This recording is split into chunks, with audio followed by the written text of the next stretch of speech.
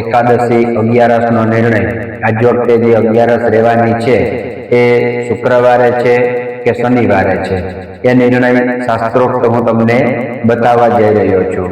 તો જેઠ વદ અગિયારસ ને શુક્રવાર, અગિયારસ ને શનિવાર, તો જે અગિયારસ ને શનિવાર છે 11 તારીખ રહેલી છે, 11/7/2026, તો અગિયારસ જે છે એ રહેવા માટેની શનિવારે રહેલી છે। ભાગવત એકાદશીમાં બતાવ્યું છે, દરેક પંચાંગમાં અગિયારસ શનિવારે જ બતાવી છે।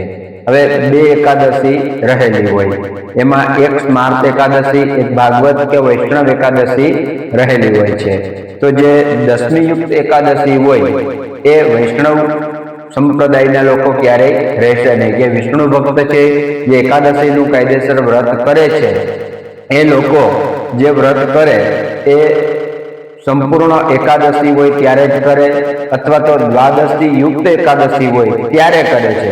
બાકી દસમ યુક્ત એકાદશી અગિયારસ ભેગી હોય, દસમ ભેગી હોય તો એકાદશી કરતા નથી। તો શુક્રવાર છે 10 તારીખે, ત્યારે સવારના 8:17 સુધી દસમ છે, ત્યાર પછી અગિયારસનો ભાગ શુક્રવારે બેસે છે। તો વહેલી સવારે 29 કલાક અને 24 સુધી રહેશે, આખી રાત અગિયારસ રહેશે।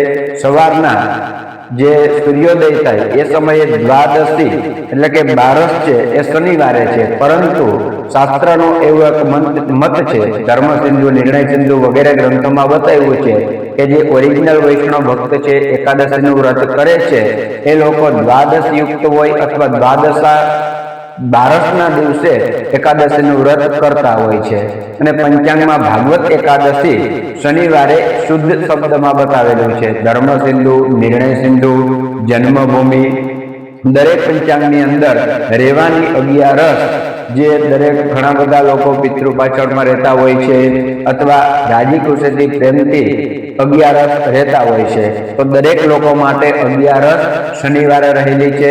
શનિવાર સિવાય અગિયારસ થશે જ નહીં, પ્રમાણ સાથે હું તમને બતાવું છું, બરાબર છે। સૂર્યોદય સમયે અગિયારસ શનિવારે નથી, છતાં પણ શાસ્ત્રમાં બતાવેલું છે, એટલે હું તમને આ પ્રમાણ સાથે માર્ગદર્શન કહી રહ્યો છું કે દરેક પંચાંગમાં લખેલું છે તો રહેવાની અગિયારસ મિત્રો તમારે શનિવારે રહેવાની છે। નમસ્કાર, ધન્યવાદ।